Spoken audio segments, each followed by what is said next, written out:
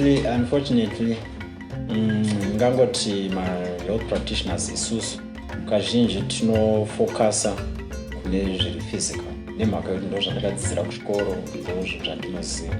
The Ola 7 I think it has become a platform yekuti you see maartist mazhinji anozouya ipapo achizoconfess depression utano huri matiri ngatisablemai heredity ngatisablemai zvinhu zvakawanda.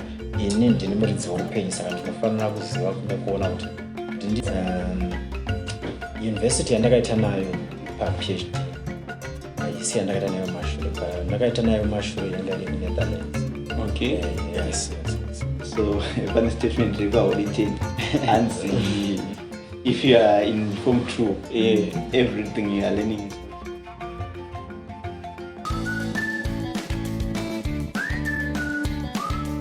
We are broadcasting from a special lens.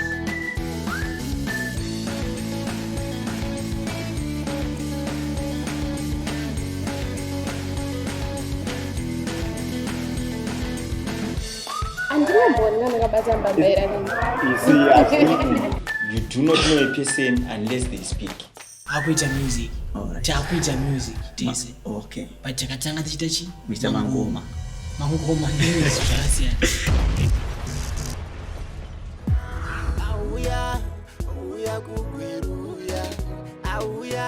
Today in the studio we have Dr. Batamoto, who is our guest, and Donald, who will be my co-host. Mr. Donald. Firstly, how are you viewers all over the nation?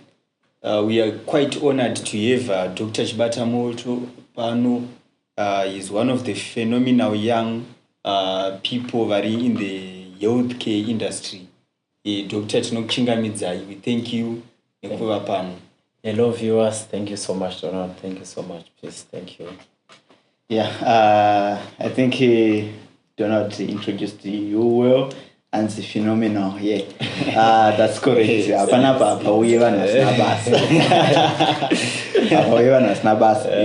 So yes, I think I'll give background. Yantinayo Panadok. Okay. Doku ndakatanga waziva mostly nima YouTube channel yao and some videos dzavaita. Ndakangovhitawo pa channel yao ndikaona no, this person consistency yake and then ma videos ake pamwe pacho ma long videos kutaura chokwadi anonetsa kuti tikwanise kuita yakupedza yese ndi watu wacho. Yeah. But I think ndine one ndakapedza. Okay. And then ndakaona kuti vane about maybe 6 episodes as like vachi present vari one. And then I wonder kuti this person alikuwa copy power. What's the motivation you see? Yekuti munhu anoramba chichari kumboda kutaura nezvacho. So for the answers sekuti simba renyu uye zvizvo what is that chamuda kuti vanhu vazive. Yes. Tabva tatingati vadani panapa tokumbira kuti tibve panapa takusivai. Thank you so much. So this is the platform. I think you can share with the viewers to say who is Dr. Batamoto. Thank you so much once again. Okay, my name is Innocent Batamoto. I'm based in Gweru, and we've got another offices in Harare. We are based in Gweru, Kunoku Midlands, Nokwatiri. So, tichaona kuti tisataenda kure. Chekutanga ndechekuti motive kazhinji inobva maybe by experience, inobva even pakuve nevanhu pamoyo. Ndezvimwe zvinogona kutipa simba. Inini ndingati pari zvino ndagara mukati mezveutano more than I think 11-12 years now. More than a decade. Yes, I think it's more than a decade now because it started around 2013. Yes. Okay, can you pause? I think I've been a decade for makore ako iwewe. So ndingati takatangira kure. Yes, then tichikwidza. So now chandingataura chekuti ndine PhD in natural medicine. And also ndakanyora mabooks neMinistry of Health and Child Care. Rimwe racho rakaapuruvwa 2018 rinotaura pamusoro pezvenutrition nezvinogona kubatsira even the nation. So then ndobva takukwanisa kuita zvakawanda. Zvimwe zvacho ndezvekuti ndakashanda nekambani inonzi New Life International in Botswana around 2015 2016. Then ndobva ndazoenda kuMozambique ndokwatakanoita imwe project yekuti vanhu vawane mamessages ehealth in their phones, my health messages. Right. Yes. In Mozambique? Yes, in Mozambique. Taitine company inonzi MCell. Alright. Yes. Alright. Then ndadzoka kuMozambique. I think ndobva ndazouya kunoko tichida kuti tiite same project one of my companies like yana Telecel. Then I think by then kwaive neTelecel net one ndobva ndakaendesera maproposals acho. Zvakaitika ndobva zvazotadza kunyatsobuda zvakanaka. But it was a very good proposal yekuti vanhu vawane messages almost daily. Okay. Yes. Okay. Maphones avo vanhu vanenge vachisubscribe vachipiwa my-health tips. Alright. Yangatagadzira. So I think in short that's my journey so far, but it's a long journey. But for the sake of this presentation I think it's enough now. Alright. Coming back mambotaura nezvebhuku ramukanyora. I'm sure with the rich experience and skill that you have in the medicine industry, many people would like to access that through that book. Saka, do you mind sharing us the title of the book and where we can get it as the ordinary people? I think if you can just type Innocent Batamoto. Yes. I think on Amazon is there. Okay. On Amazon, all my books are there on Amazon. All right. Yes, just type Batamoto Innocent. Yes. Yes, it will direct you to Amazon. Thank you very much. Thank you. All right, that is nice. So I think from the insights you have shared for now, I think there's an entrepreneurial side of you which is mostly appreciated. I think it's also from more from information systems and what. Yes. I can see that initiative, even in my messages, is something good. But you mentioned again something with your PhD and what. Can you share with us, like, how did you attend that, and how did it lead to what you are now doing? I think kunongori zvinhu two muupenyu nene zvandakaona. There are only two sides. Number one ndeyekuti kana watofunga kuita chinhu wotongoita, kana waona chisingaiti worega. Alright. Yes. Saka inini izvozvo ndo zvakaita kuti nditi kuti ndiite ndisingasviki patingati paclimax yezvandiri kuita, ndinenge ndisina kunyatsogutsikana zvakanaka. Saka zvakadaro ndangoti ndakatangira kudiploma chaiko ndokwandakatangira. Makabva. Yes, ndichikwidza zvishoma ndichikwidza zopedzisira zvakatora hazvo makore akawanda, almost more than 7 years. 26 July 2024 ndopandakazograduata PhD in Natural Medicine and Health Sciences. So it was a long journey. I think it was a long journey. But before, university yandakaita nayo paPhD haisi yandakaita nayo mashure. Ndakaita nayo mashure yanga iri kuNetherlands. Okay. But ndazonzwisisa ndakati zvandaita let me specialize in natural medicine, especially nezvatinazvo kuno kuAfrica. Because ipapo ndopandakaona kuti Mwari kuti Mwari pane zvavakatikomborera nazvo havana kana nyika yavakatuka zvachose. Saka ndakazoita PhD tainyanya specialize especially nezvatinazvo kuno kuAfrica. But pataidzidza nezvekuNetherlands, zvimwe zvacho inongochiona kuti hazvisi relevant zvakanyanya. Yes, saka ndosaka ndakazoti let me specialize in natural medicine, especially iri kuno kuAfrica. Nemhaka yekunzwisisa kuti Mwari vakatikomborera ende Mwari vanotida nezvatinazvo kuno. We can use our knowledge and combine nature and zvese zvinogona kutibatsira zvakanaka. Right. All right. Right. Fanele statement rawataura. Yes. Hanzi takazodzidza zvinatsoenderana nezvebackground. Yes.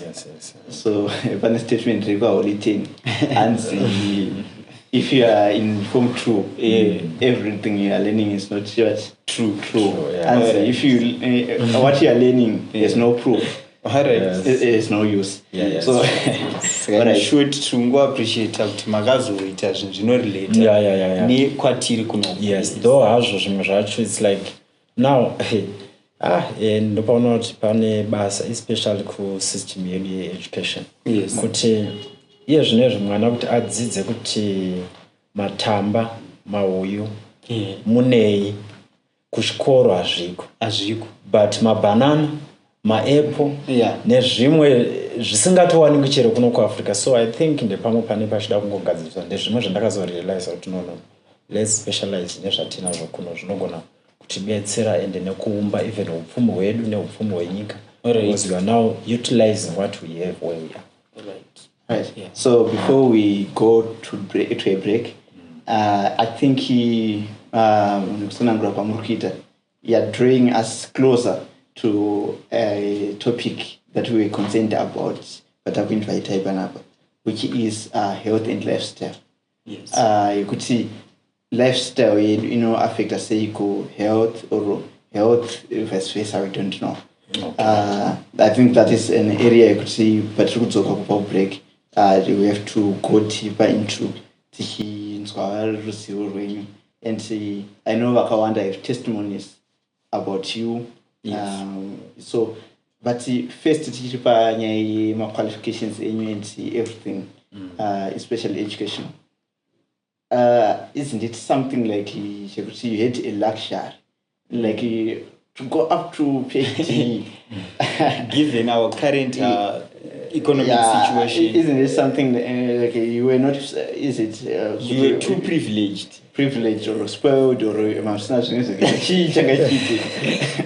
zvakaita zvakawanda zvakaita zvakawanda ende ndofunga iye zvinezvi kubva pandaka ndingangoti kubva 2013 andinambowana mukana wekuzorora zvakaita zvanga zvakatowanda but now kubva 2020 pandakazorora 2020 panga pave nebasa because okay, you're married. Then unoda kubalansa time yekumba yebasa yechikoro ende zvese zvauda kubalansa then zvinoda mari. Family yacho inoda mari. Family inoda mari, basa racho rinotoda mari. And even kuchikoro kunoda mari. So I think ipapo ndo pane pangoda kuti isusu zvinhu zvatakafocus ndeizvozvo. Saka ngatimbokwanisa kumbosacrifice then titomboona kuti kana tichidya nezvimwe zvisingadhuri kana tichimboita zvimwe zvisingatitoreri mari yakawanda then tombofocusa neiyo but zvinongozopedzisira masvika ipapo but zvinhu zvinenge zvine kakushingirira mukati nekakurwadza mukati but Mwari vanoramba vachikupa simba kusvika zvaita zvakanaka. I think ndinotenda Mwari because zvimwe zvacho zvaitongozvokutongovhurwa naMwari kuti ngatiwedzerei because kana uchitaura pamusoro pezvehealth zvechokwadi munhu yanenge achida kuziva kuti zvakamira sei wakambozvidzidza kopi zvakamira sei so kana toti wazorelaxa uri pauri I think zvinobva zvaita kuti even zvaunoudza vanhu vasanyanyozvitora zvakanyanyisa kuvakoshera chaizvo. Aiwa totenda.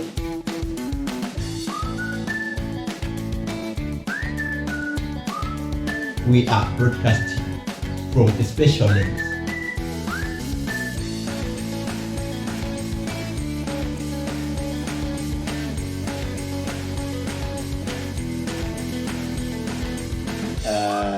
Donald, can you just give us pane zvawabata here? Ndabata zvizhinji zvakawandisa. Ndiri panapa unoziva uchiona munhu, you do not know a person unless they speak. Now we've got to know dressing yatondudza. Okay. Now we have got to know Dr. Chibatamoto and his journey, how he has come kusvika pavavi apa. From his journeys, from his academic qualifications, kusvika vachizoatenda PhD ravo. kubva vakatengera diploma. So it means that munhu akanga ari consistent and munhu akanga ari willing, as he had said before, kuti pane zvinhu two life.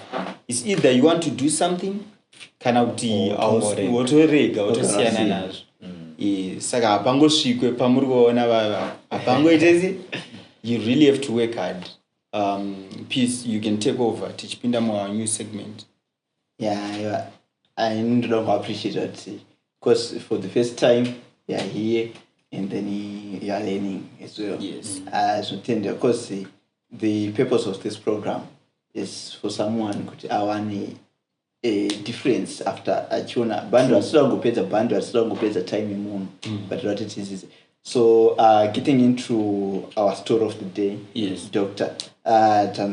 Previously you were mentioning about zvinochekuita nezvekudya muchitaura zvinhu about health. Yes, that's an area of your study. But Doctor, toda kuti tisatata tinoziva tinoita more programs outreaches amunoita. Yes, but tinoziva kuti chii imimi chamunoti munhu azova ari health kana kuti what is health according to you, then lifestyle inei chipanya health. Ingada clarity ipapo and yeah, I think according to my own perspective, health then tinogona kuidefine in 4 aspects. Okay. Yes, tine mental, physical, social and spiritual. Mental, physical, social and spiritual. Saka zvoreva kuti kana pane zvakanganisika physically, yes, I am not healthy. Alright. Okay. Kana pane zvakanganisika socially, physically and mentally and spiritual, very right. Social kuti ukama hwangu nevanhu hwakamira sei. Kana zvisina kumira zvakanaka, I am not healthy. Right. Saka izvozvo I think zvese zvo then zvinofanira kubalansa. Zvoreva kuti munhu kuti iyangorarama, then I think there's a certain verse then utoti munhu kuti yararame nechingwa chete hazvingabvira. Yes, saka kuti munhu tingoziva kuti munhu yanongofocusa nekungomuka achimhanya, then munhu yanongoenda kugym chete, but then asingamaintain ukama hwake and also ukama hwake naMwari hwakamira sei. And izvozvo zviri 4. Yes, izvozvo zviri 4 ndo zvinodefine health. Zvinogona kutibuditsira pachena kuti I'm health kuburikidza nekuti ndadya zvakanaka, ndakwanisa kutosocialize nevanhu zvakanaka, ndakwanisa kuve in harmony with nature, God and nevamwe vangu. Okay. Health then kungove in harmony with nature. Kuti kune vanhu vanoverenga Bible, yes, zvakakosha, but ndisati ndanzwisisa Bible randinoverenga riya, zvakakosha kunzwisisa Bible rinova nature. Okay. Yes, kutonzwisisa nature and kuve in harmony with nature nevamwe vangu vandinogarisana navo, hama, shamwari naMwari. Izvozvo ndeimwe way futi inokwanisa kutidetsera kudefine health. Saka izvozvo kuve in harmony with nature, kutoziva kuti kana tichida kumwa mvura zvimwe zvatofanira kuita, chikafu then tinochengetedza sei chisingabviswi nutrients kana kuwedzerwa zvimwe zvinogona kutiuraya. Okay. Yes, ikoko ndezvimwe zvinotibetsera kuchengetedza nature and nezvimwe zvinogona kutibetsera zvimwe zvachazotaura mukati mechirongwa chino. Okay, panyaya yepa lifestyle. Yes, kuti pa lifestyle yedu inoaffecta sei utano hwedu. Ndosaka izvino tave neatinoti ma-lifestyle diseases anouya because mararamiro angu, lifestyle yangu ndo yaita kuti ndive nawo. Heredity, vanhu vanopomera heredity zvakanyanya kuti nemhaka yekuti baba vangu vaive neBP, baba vangu vaive neshuga, saka neniwo ndatove nayo. Heredity inokwanisa kucontribute at least maybe ndingangoti 2% to 5%. Okay. Yes. Yes. Heredity loads the gun, lifestyle pulls the trigger. Alright. Saka zvoreva kuti isusu kana tine pfuti yedu yakaiswapo, tobva tailoda mabara, koshaya munhu anopula the trigger, pfuti iyoyo haina njodzi kuvanhu. Asi kana kwangozoita munhu anobata pfuti obva ada kupula the trigger, unoona munhu wese achidini achitiza. saka zvoreva kuti kana ndine system yakalodwa mabara ekuve ndakarerekera kuve nezvirwere zvemwoyo kana pasina kuzopuliwa trigger ndinogona kutorarama makore akawanda ndiri health ende ndisina chirwere chaive nemubereki saka lifestyle hatikwanisi kuitiza zvachose mararamiro edu zvinosanganisira madyiro angu nemabasa iwandinoita nezvimwe zvakawanda zvatingagona kutaura muno but lifestyle inocontributa neabout more than 75%.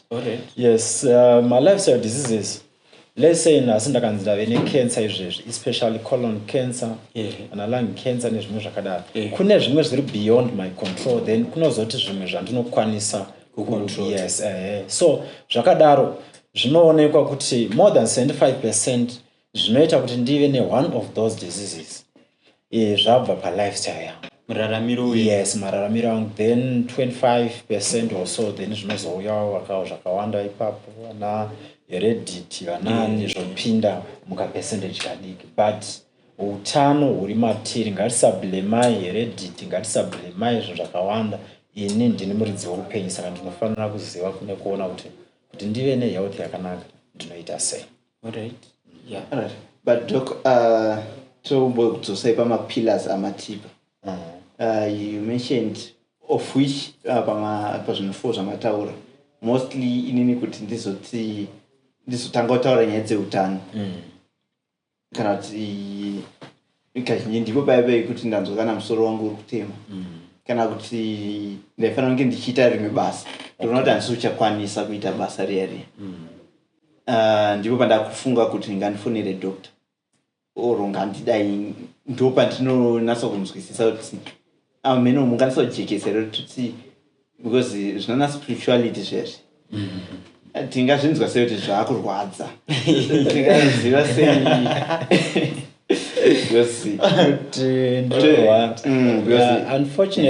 unfortunately ngangoti my health practitioners isusu kazhinji tinofokasa kune zviri physical nemhaka yekuti ndo zvandakadzidzira kuchikoro ndo zvandinoziva but we should go beyond that kuti inini ndisandarapa vanhu vamwari nditonzwisisa izvo zvinodiwa nemuridzi wevanhu.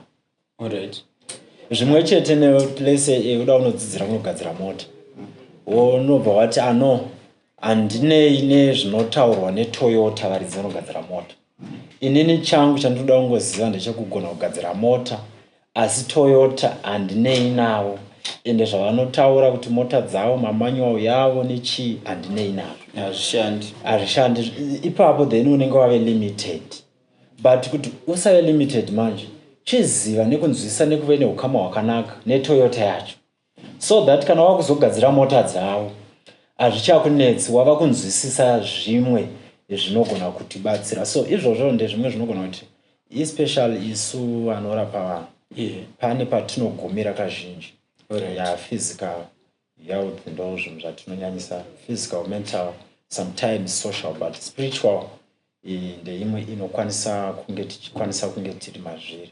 Spiritual is something chekungoti ukama hwangu naMwari zvinhu maybe ndingangoti zvinhu zvatisingakwanisi kubata kuti ndarwara physically asi spiritual kureva kuti inini let's say then tine vitamin C kana ndangorega kuitora zvoreva kuti ndave vulnerable paimmune system yangu. Zvimwe chete neprayer ndoti kana ndangoregawo kunamata zvinobva zvaita kuti upenyu hwangu spiritually ndive vulnerable. Saka izvozvo ndezvimwe zvatikwanisa kunzwisisa kuti kuti tisave vulnerable how can we balance zvese izvozvo kuti zvitibetsere. I think I like the word ramataura the balance. Yes, zvidi kungomhanya kuti spiritual and spiritual yacho zvinoda kuita then uchiziva. I think that element, I think I came across another philosophy which encourages to balance, to evaluate from time to time, to say on maybe, let's say you said physical, you can see what today, no, I'm maybe at 50% physically fit. The other aspect you said what physical, mental, social, and mental. I think mental, we can talk about it later again. Yes. To say mentally I'm good because I think mentally ndiko patotaura here vanhu vaya vanotsamwa vaya kana something like that. Even I think I've seen mental. I've seen like recently there are podcasts like the Ola 7. I think it has become a platform you could see. You see maartist mazhinji anozouya ipapo achizoconfessa and vachibudisa like the other side, depression, vachitaura kuti they are seeking help, like for instance we have what Takura Life, Mambo Tutere recently came through. Okay. And so I don't know kuti zvinhu izvozvo Doc, what is your approach? How do you make sure kuti, because information yamuri kutaurira ike vamwe takamboinzwa, vamwe it's a first time of course, but I think there's no more of a format hazvina formula yatingati okay. because I think what is your approach? How are you making sure that we have this rightful information and I so to confuse? And sorry to interject, don't. Tiri papo chinhu chandingada kunzwisa I think chiri in line nezviri kutry kubvunzwa naPeace ndechekuti we have 4 aspects of health, of wellness, and yes, we have mental, physical, social, and spiritual. Yes.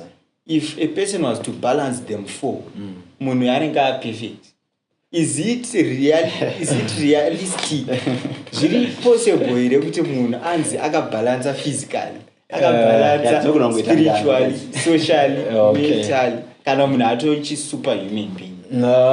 Kuti munhu ave perfect, we are not perfect. Yes. But tiri kuvavarira kuti tive perfect, but we are not perfect. Then tinowa tichimuka. Even iye zvinezvi kana ndakati ndakudya zviri health. Ndakugona kumuka ndichimhanya, ndichiexercise, ndichikama vanhu zvakanaka. Zvinogona kungozoita kuti nerimwe zuva ndingokaruka ndarwara. Alright. Ndiko kuwa kwatiri kuita ikoko. Saka zvoreva kuti even kana ndichigona kuchengetedza utano hwangu, kune zvinogona kuvepo, then zvinogona kundiwisa kuti utano hwangu udinai usamire zvakanaka, but zviri beyond your control. Yes, but focus yedu manje ngairege kuva ikoko. Focus yangu ngaive kuti alright, inini zvandinoziva kuti izvi zviri right. Ngandivavarire kuti ndigone kuzviita. Okay. Zvandisingagoni ndosira kuna Mwari. Asi zvatinogona kuita nezvakanaka nezvatinoshuvira kuita ngatigonei kuzviita. Zvazobuda then ari maresults ekuti maybe let's say ndadya then izvo zviri health zvacho ndongorwara. Izvozvo zvekuzoti ndarwara izvozvo ngandisafokasa nazvo, inini ngandingofoka nezvekuita zvakanaka. Results ndo zvekuzoti ndave neutano hwakanaka. Yes, saka nyaya iripo. I think ndezvimwe zvatichazobata mushure meshort break zvekuti tinokwanisa kunyatsozvibalansa sei zvakanaka, and kana tazvibalansa is it guaranteed here kuti tichave tine utano hwakanaka takwanisa kuadressa these 4 aspects? Alright. Yes. All right. I think it's a big story. It's a very big one. It's something very sensitive.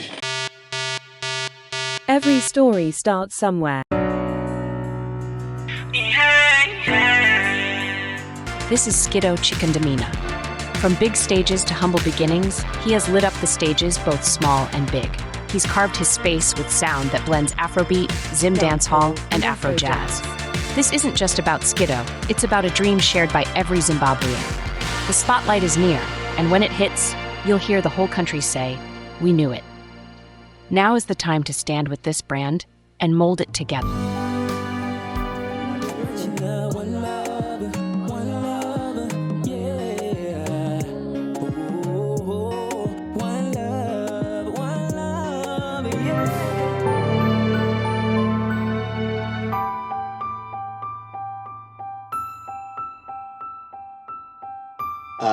Dr. Chibatam, you were talking of a balance. Yes.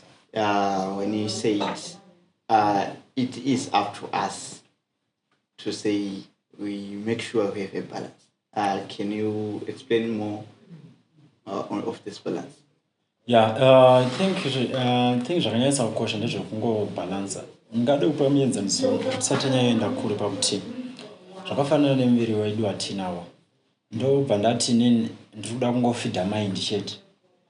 Ndinoda kungofidha mind chete kana kuti maybe then ndinoda kungoshandisa ruoko kuti kwanise kuita zvinhu zvese, kufamba ruoko, kunyora ruoko, kufunga ruoko, kudii zvese ruoko hazviiti zvakadaro. So we should balance kuti zvinyatsobuda zvakanaka. So paipai ine panga ndichiti kune mental diet, social diet, spiritual diet, physical diet. Saka izvozvo zvese then zvinofanira kudini kubuda. Unfortunately sezvakaitaura paipai, spiritual health inonyanya kunzwisisika kana maybe kana wapinda mazviri, ende vanhu vazhinji vanozvitora zvisiri. Kuve maybe uri a Christian kana kuti kuve uri une chitendero hazvikuiti kuti then uve spiritual. Ndipo pane question ibavo about then unogona kunge uri religious zvakanyanya. Yes. Ndingade kupa muenzaniso upi kuti zvinyatsobatika zvakanaka. Let's say imimi muri kuti no, nini ndinonamata kuna Mwari wangu, zvevanhu handinei nazvo. Kusvika paextend yekuti munosiya munhu ane problem paroad muchiti ndakanonoka kupi naye kuchechi. Ipapo chinhu chamuri kukoshesa ireligion. But even pa connection na Mwari wacho haipo. Yes. Saka izvozvo I think kuzvibalansa zvinhu zvacho hazvinetsi because then zvinofambirana pakuti pandinongozadzisa pa social health zvinotoita kuti zvindilide to spiritual. Because social health yandita kuti no, betsera munhu then kuita zvakanaka kuvanhu nekuita se izvozvo ndo zvinodiwa naMwari wacho, ende Mwari ndiye ari spiritual. Saka inini kana ndakwanisa kuita zvaanoda nezvandinoshuwira or maybe zvakanaka Mwari I think yes. Zvisi zvinhu zviri complicated zvekutoti zvakati then unoona pavanhu chaicho then anoita chinhu chekutakura bhaibheri yachinda kuchechi but asina kuregerana nehama yake, asina kuregerana nemuvakidzani wake, ende Mwari vavo then obva vanoti kana usina kuregerera dzokera. Yes. Saka zvinhu zvacho I think then zvinogona kutibatsira. Then physical health ndezvekungoti I think ma-Christians vakawanda vanozviziva kuti chitema chakapinda nekuda kwechikafu. Munhu then angoziva kuti rega kudya mutu then munhu ndobva adi naye adya. Saka izvozvo zvekudya kuti Mwari vatisikira zvakanaka kuti tizvidye. Isu tongosaridza hedu kuti Mwari zvamakaita izvo ndezvenyu, hameno zvamunoita. Isu takuda kurefine, isu takuda kugadzira zvedu mafizz drink, isu takuda kugadzira zvedu vana zviyo mafruits nemavegetables hatichazvidi. Saka zvinokonektana kana tangokwanisa kuvavarira kuita zvatinogona isu. Mwari vanotibetsera kuti tikwanise kuadresa spiritual health zvakanaka, especially kana tiine willpower, kana tichivavarira kuzvigona Mwari vanotibetsera. Lastly ndechekuti zvinogona kuitika kuti tinogona kusave perfect 100% nemhaka yei, nemhaka yekuti munyika yatiri ndo zvairi, nemhaka yekuti ndinotore ma-problems, nemhaka yekuti chivi ndo basa racho rikunza ma-problem. But inini handingazogari kusaidi risiri iro nemhaka yekuti nyika yagara ine ma-problems ayo. Ini ndichangofokasa mukuita zvakanaka, whether zvandibudisira ma-results akanaka kana kuti, asi ngandivavarire nekufokasa mukuita zvinhu zvakanaka. Mwari vanotibetsera kuti tifulfile zvakatinakira nezvinoita kuti utano hwedu hunge pakanaka. Powerful. I think the interconnection which is from pillars amataura for you, I think ndiri kuiona yekuti socially kana uchinge usina kuita align yourself even kuenda kunonamata kwacho zvinonetsa Yes. unotozotukwa parodhi uchienda kunonamata then emotionally you are now disturbed unosvika uchinamata munonamata umwe usingaiti so and I think zvinobva zvauya painini manje pakuti we have my lifestyles. We were talking of my lifestyles, and then there's this group, a certain group of people in our society. Yes. Like you mention artists, celebrity lifestyle. That thing, mostly they're affected by mental health issues and such. Maybe spirituality actually one to tell inene kuti ndipinde muchechi zviri kunetsa this and that. I don't know. Lifestyle iyoyo ndidzipi mhando dziripo dzema-lifestyle munganyanya kupina muchiti ayo ma-lifestyle ari kunetsa uru. How can we balance our lifestyle? Ndingangoti chekutanga ndechongoti varume ngatimbomira fake life. Ipapo ndope kutotangira kutoti fake life ngatitomboimira zvachose. Chaona kuti pane zvinotisunda kuti tivarire kuti tinzi takadai so asi zvisiri zvatiri. Yes, so nemhaka yekuti especially kuma-celebrity nemhaka yekuti zuva raunoti washaya mari yefuel kuti upinde mukombi zvinogona kuita sezvinokuremera. Nemhaka yekuti then unga uchikave media yaya kuti vanoti nenge tamona ari mukombi saka izvozvo zvese I think zvinobva patiri sevanhu kana kuti ini munhu wacho kutongonormaliza kuve simple or maybe kana kuve humble. Yes, and izvozvo then zvinotibetsera kana ndakwanisa kuve simple. I think ndezvekungoti kusimplifya zvinhu hazvirevi kuti kungoda zvinhu zvakasara chete. No. Kuda kuti ndingada kupa semuenzaniso wekuti pakudya chaipo zvinhu zviri simple ndo zvinhu zvitori neutano hwakanaka. Yes, saka so I think ipapa mataura kuti kuva simple hazvirevi kuti kuda zvinhu zvakasara. Yes, of which like in particular like as we are talking of celebrities, they have a lifestyle. Then lifestyle iri kuinfluenza imwe lifestyle yevamwe vanhu. For example, we have maybe my students for now in high schools, in universities, in colleges. Mostly lifestyle dzavo dziri kuinfluencwa nema-celebrities vanoona pa TikTok and then you are saying akusi kuda of which kazhinji life yavanonga vachirarama ipapo maybe it is influenced from maybe West and then isusu tiri ma-Africans. And does it mean like kuti isusu zvinhu zvedu muAfrica zvinenge zvakasara here oro zvakamira sei? I think ngada kuzvipa muenzaniso kuti it's according to who, maybe according nema-standards ani ekuti zvakasara. Ndiani yakaseta ma-standards iwayo kuti shubvu dzakasara kudarika egg. Ndiani akaseta ma-standards iwayo.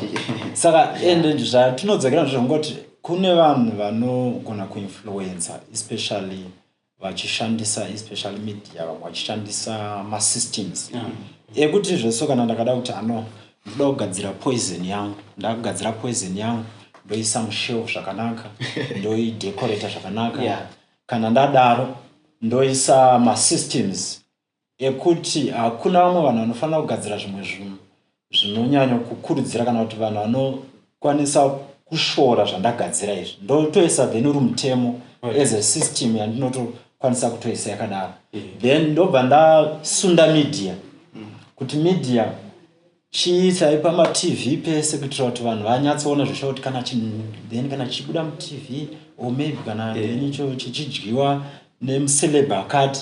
Saka inini kana ndazodya kana kuti kushandisa zvisingaenderane nestandard yaiswa ndasara. So I think ipapo then zvinongoda kuve neconfidence dzekungoti inini ivavo kana vachiti ndakudya zvakasara zvotoreva kuti zvirwere zvacho izvo zvinosarawo because kana ndichidya zvinonzi zvakasara. Asi ndinofarira point yamambomenshina doko kuti it's the simple products, the simple things that are even healthier than zvatiri kufunga kuti zvine skiri. For example, if we were to take mvura itori healthy kupfuura zvimwe zvinenge zvitonge zvakanyanya. tiri ipapo futi zvimwe zvacho ndezvekudai so unoziva here kuti kune munhu anogona hayo then anogona kubata wakawanda kuti kune munhu then anogona kukumbira mari yekutanga business asi iye ane foni ye1500 icho ndezvatiri kutoita saka ipapo zvizhinji ndezvongoti pa1500 dai yakaishandisa kana kutenga mbudzi kana mombe zvatinoona zviri simple. Yes. Zvaigona kumuti after 5 years aikwanisa kutenga phone amene kuti ngane dzakana. So kuve simple in all aspects. I think it's very beneficial. Yes, kuzvonizvo zvezvo zvatinoona sezvinoshorerwa. Just even land kana kuti kumusha kana ku then you have your own project. Yes. Nezvimwe zvakawanda wanda kungove ne simple life kunozotisvitsa manje kuti kana ndakuzo afforda even zvepamusoro zviya ndongo maintain kuve hambo asi chere kana ndakwanisa kuenjoya uchina zvandinokwanisa zvakafanana nekuti then kana kutangira chero muHonda Fit andika nemhaka yekuti iwowo chinhu chauri kuda ndechekuziva kuti ano business randiri kuita nebasa randiri kuita riri kuda kunditora from point A to point B. I need to have something chekungove kungoziva kuti ichi then it's convenient for transportation. Then kana ndadaro ndozoti kana zvakundiendekera zvekuti ndakaafforda hatirambidzwi kunakirwa nemota hombe icho saka I think then zvinongoipa kuti kana takangoziva kungove maybe then kungofarira kana kuti kuziva masteps nekungoziva kuti simple life then nomborevei uyezve zvii zvainobatsira mukati meupenyu hwedu haindipi pressure because inini then nditozviudza kuti vanhu vanotaura zvavanotaura but I run my own race ndichizvikombea nezvandaive ndiri last year ndoona gore rinoi ndichiramba ndichishuvira kudaita zvakanaka not kukombea nevamwe kana kukombea neamwe then tobva tadzoka kuAfrica. Ichi ndechinhu chinogona kusiririsa kazhinji kuno kuAfrica kuti munoziva kuti Mwari vakatipa zvese zvatinazvo pakusvika pakuti dai kwanga kusina ndege nezvikepe zvinotora zvinhu zvichibva kunze taikwanisa kungozviraramira nemedicine yedu taikwanisa kuzviraramira nefood yedu taikwanisa kuzviraramira nemiti yedu neoxygen yedu zvese zviri muno muAfrica zvinoenderana neganda rangu iri zvinoenderana nezvandiri. Unfortunately patinoda every time we try to deny ourselves ndopanouya maproblems. Every time I try to deny my skin ndoda kutsvaka zvinochinja skin yangu ndove neproblem yeskin cancer. Every time we try kuti vana zviyo zvedu zvakasara vana mapfunde zvedu zvakasara ndoda kutora ma-refined foods taita na-colon cancer. Yes, izvozvo then zvinongoripa kuti no Mwari sei vakaita kuti isu tive kuno takadai and izvozvo I think it's a long subject then yakunozotaura kuti sei isusu then tiri kuno avoko ende zvakamira sei neskin yedu nemhaka yekuti tiri pano paequator panopisa saka Mwari ndobva vaita kuti isu vana vakushi tiuye kuno nemhaka yekuti tisi tine skin yakasimba ine melanin. So zvinongodzoka pakuti let's use what we have where we are. Izvozvo zvinotibatsira. Mwari vanoshandisa zvatinazvo zviri simple zvakashoreka izvo ndo zvatinokwanisa kushandisa even for my projects then kuna vanhu vanotambura kuti then unoona munhu achisiya famu rake kana kuti munda kuno oenda kuHolland onoshanda mushop inotengesa paprika but famu raasiya then anga achikwanisa kutorima paprika oiendesa kuHolland. Saka nyaya iripo ndeyangoti zvedu zvekuAfrica kune munhu akatisetera mastandards I think through colonization kana kuti tionese kuti zvinhu zvisina kutinaka. Sorry to interject. I think we are about to end this session of the day. But what I like about Doc is he's knowing, you know. Like my insights are singori mamwe kuti varongotaura zvinhu hanzi be holistic and what but vane evidence vane proof because runzo vari kumenshina dzimwe nyika dzakadai so and I think it is worth being with you, Doc.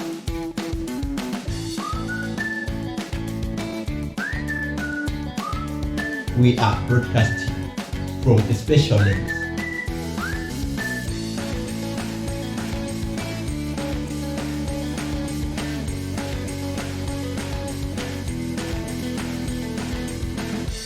Mr. Donald. Yes. So far, chimbotudze zvamira sei? Yeah, we are getting a lot of knowledge. Tiri kuzadzwa neruzivo from Dr. Tikuona vane a vast background of knowledge and havasi kungotaura zvinhu for the sake of talking. You can hear it pakutaura kwavo kuti someone who is balanced from spiritual, from the physical aspect, from the social aspect, and I think even from the mental aspect. And I think we need, I think, kind of 2 hours session. Yeah, 3 hours. happen dana week tichiko. Yeah. But yeah. So chimwe chinhu chandingada ngokudzosera mashure doctor. On our 4 aspects of health. Isusu kuchikoro takadzidza kunyanya 1 yachona panyaya dzemadiets. Ndanzwa muchitaura there is mental diet, spiritual diet, physical diet and imwe diet yachona. So physical diet tine carbohydrates, proteins, vitamins chichichi handika. Mental ndambonzwa zvana meditation chichichi. So I would like you kuti mungodijekesera only per mental due to our time. What is it that can be our diet for our mental health? Yeah, chekutanga is trust. Trust. Trust also, but zvinozooma manje kana takatrusta muzvinhu kana muvanhu. Alright. Because zvinhu kana vanhu vanogona kutirasisa. Alright. But munhu then akasikwa ane ma-inner needs. Okay. Ipapo then chimwe chacho i-trust. Alright. Kungoziva or maybe then kungovimba so. Okay. Izvozvo then zvitori health kumunhu mentally. Saka asi zvinotidzosera futi ku-spiritual health. It's linked. Nemhaka yekuti kana taona kuti kuvimba mune vanhu nemuzvinhu zvedu zvatinazvo mota dzedu mudzimba dzedu hakushandi. Saka tovimba muna ani? Alright. Ndo patinovimba kuna Mwari. Yes, ipapo ndo patinovimba kuna Mwari. Then chimwe chacho it's contentment. Alright. Yes, iyo ndeimwe diet yakakosha. Okay. Yes, contentment ndeyekungoti kugutsikana nezvandawana mumashure mekunge ndaisa simba rangu rese, ndaisa pfungwa dzangu dzese, ndoshanda Mwari vachindibetsera. Zvandawana ndogutsikana nazvo. Handikwanisi kugutsikana ndakagara. Ndakagutsikana ndisingashandi, ihwohwo usimbe. Zvasiyana manje nekuti i-contentment. Izvozvo pane zvazvinoita mupfungwa dzedu. Then chimwe chacho, then kunoto nechimwe chikafu chatinenge tichitodya. Then chinobetsera mind yedu. Kuti tive ne-sharp mind nezvimwe zvakadaro, like kumwa mvura yakawanda. Yes, mafruits nema-vegetables nezvimwe zvakasiyana-siyana. Kwana meditation havakwaniri mudiet remental. Zvinopinda ipapo futi. Ameno tingata naniko. Even reading books, knowledge, feeding our mind. Munotoziva kuti chinokudza mind yemunhu kazhinji. Munhu iva at least ne1 hour yekungoverenga something per day. Wow, it requires discipline. Ini makuseni ega kaga. Then ndinomuka around 4 a.m. Okay. Then I read something for an hour or so. Yeah. Around 5. Then ndakutomuka ndichimhanya nchiita ma-exercises. Yeah. Ndakutomwawo mota yangu. Ndotogadzirira breakfast, ndotodya breakfast yangu. Yeah. Ndakumwa mvura, ndakutoita ma-activities ezuva rese. Just read something. Very chinogona kutibetsera. By the way, how many hours do you sleep, Doc? 7 to 8 hours. 7 to 8 hours. And then ndinarara na 9. Alright. Na 4 then ndatomuka. Nice. Yes. Then getting to our other segment, yatingangoti ndoyekupedzisira. We understand you stand from a medical kana kuti health point of view but we have some misconceptions. Pisa aramba kuti ndimati ma-misconceptions rega ndimati ma-beliefs atinofunga kuti dzimwe nguva ndo zvingange zvichipindira. I want you to clarify the difference and relations between health and some conceptions that we have zvakaita seuroi. For example, indikarwara nemusoro, vamwe vedu vari skeptical given our nature as Africans. I would think kuti ndimbuya vangu kana tete vangu handita but maybe ndinomwa enough water.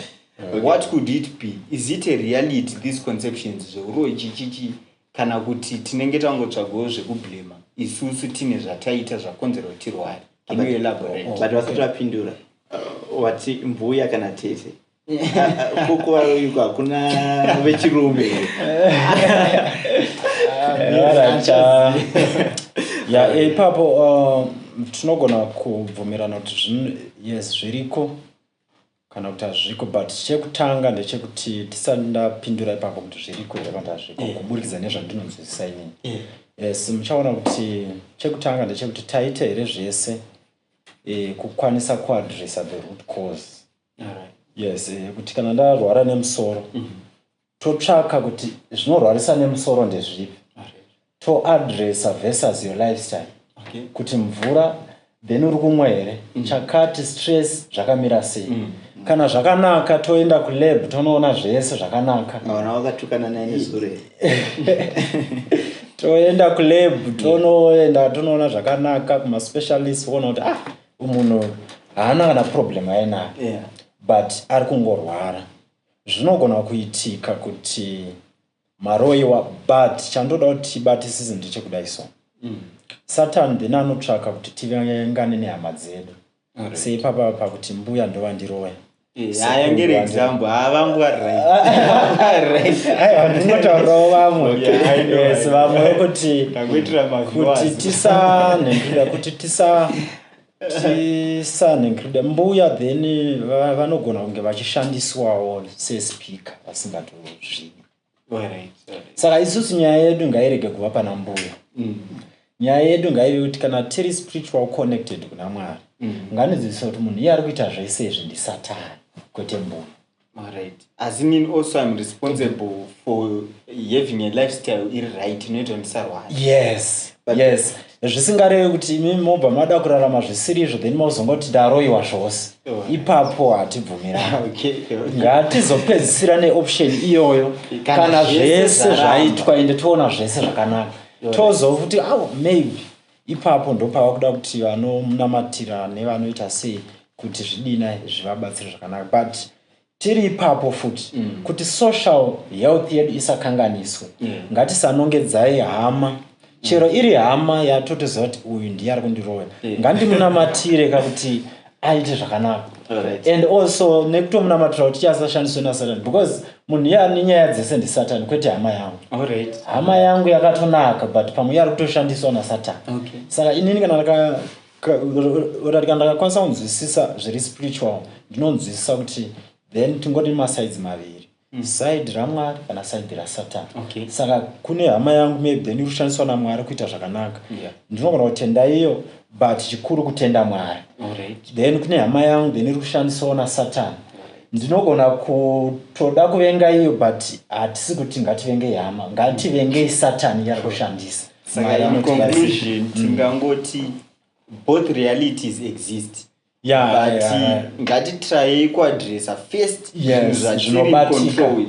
Tisati tamhanya kunoblema zvinhu zviri out of our control seuroi, zvinhu zvatisingaone. Mbotanga wadya zvakanaka, waexercise, wafeeda mind yako positively, ndozvokutaura. And nekubatanidza futi nekuti ukama hwangu naMwari hwakamira zvakanaka here. Taita zvese izvozvo kana izvi zvazoonekwa kuti hazvina kumira zvakanaka. Ipapo mapedza nesu. Alright. Inini now I cannot agree or disagree zvakanyanyisa pane zvimwe zvataurwa naDoc. But pane pamanga makusound like the Dr. Maponga. I don't know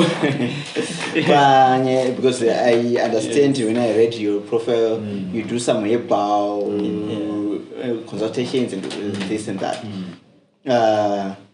I don't know. Concepts and your approach. Do you agree, first with Dr. Maponga? Do you know him? Yes, I know him. Okay. Yes. I don't know what is your comment on his approach and what he talks of. Because you mentioned of kunamata, but I think he one way like African tradition based kunyanya. Ndisingatauri hangu kwava direct but nini hangu kuburikidza nezvandinonzwisisa ndezvakungotiwo then muchaona kuti kuno kuAfrica kune zvimwe zvakatotinakira zvisingatoshorwi even nechinamato kana kuti neBhayibheri. if zvimwe zvacho zvaitopracticewa yes zvizhinji zvacho Feel saka kwava kuda manje kamwe kawisdom kake kekugona kubalansisa kuti then tinobalansa sei ende iwo kana then uchitenda mushoko raMwari chaizvo iwo then tozviziva kuti Mwari anotaura newe kuti chii. Okay, so the Saka balance it's a remains the same personal, again. yes, saka it's a personal experience yekuti iwo kana wakajoina kuti kana kuti wakatojoina zveAfrican tradition nekuda kwekuteverera umwe munhu kana kuti wakajoina zveChristianity nekuda kwekuti kuteverera munhu then pasina personal experience naMwari izvozvo zvinoita kuti usave nekutenda kwakakwana. But kana then uchiziva kuti Mwari ndo vakaita kuti nditende zvandiri kuita zveBhayibheri. Izvozvo zveshuwa I think Mwari vanogona kukumirira kuti and newewo zveshuwa then ungoitonyaziva kuti Mwari variko and Mwari vanoshandisa nzira idzi. Aiwa, Dr. Tenda, thank you so much. for timing Mangamunis. I think before my end, I understand you do Sorry to interject. So Satan's profile ya doctor and his approaches. Tachida kungoadresa one last issue. Yekuti isusu sevanhu tikarwara kana kuti kana tine problems are related to health. We trust on the institutions dziriko dzinooffer products and services. Yekuti tipore mishonga chichihanditira.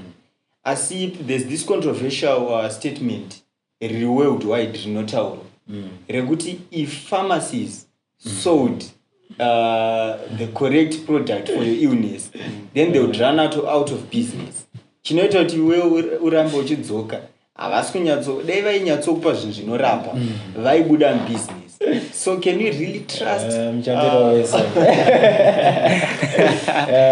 we trust on these pharmaceutical companies, or we should revert back to mishonga yakaita seyenyu you sell natural dzisiri processed zvakanyanya dzisina kuiswa chemicals?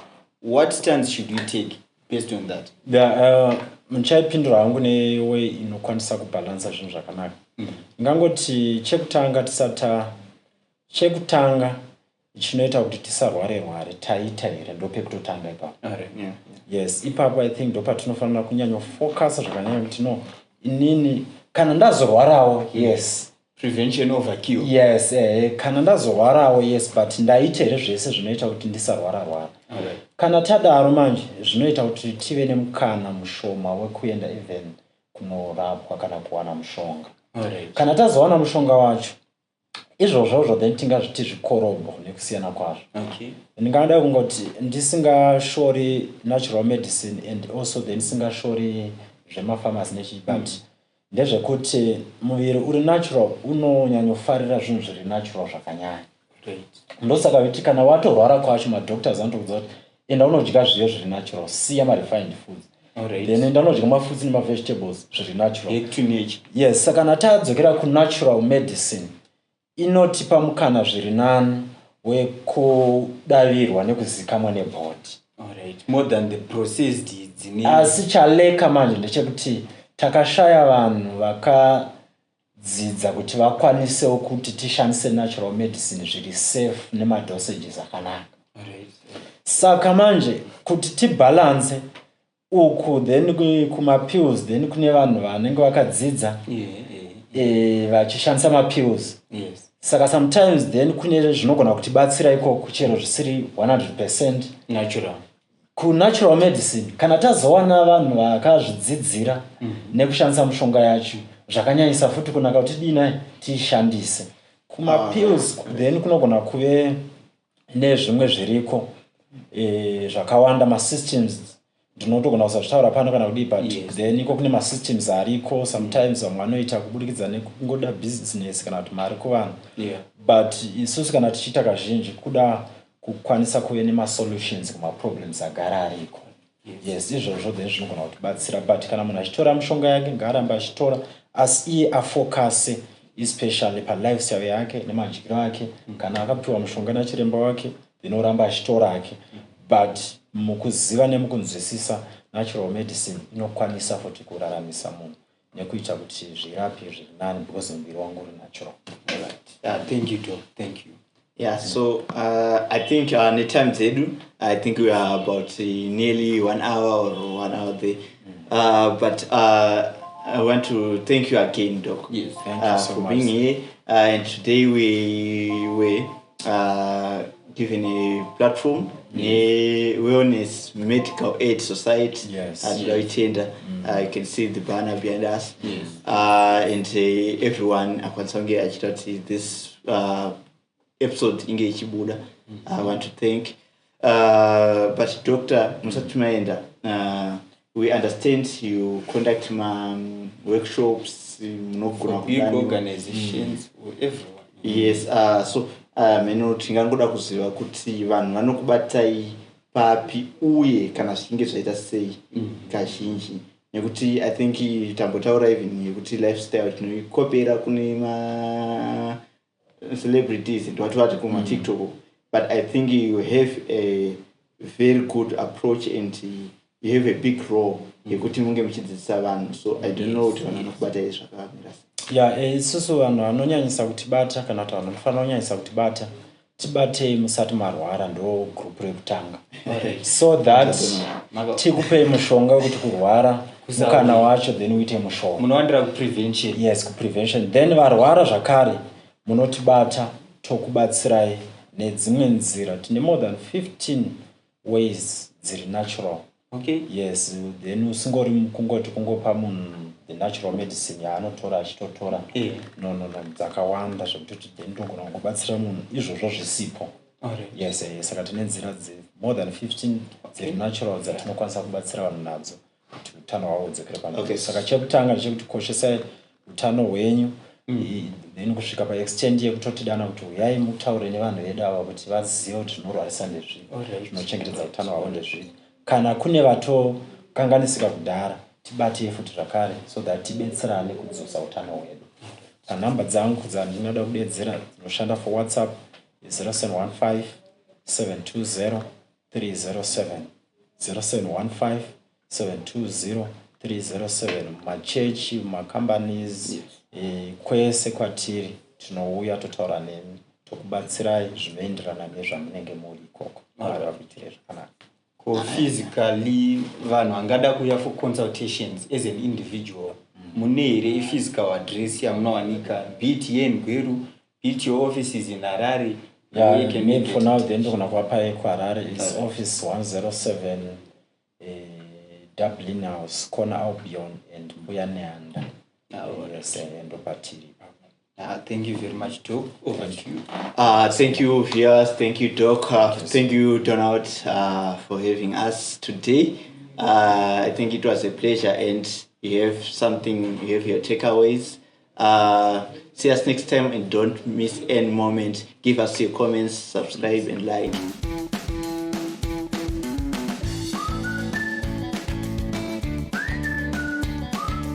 We are broadcasting from a special lens.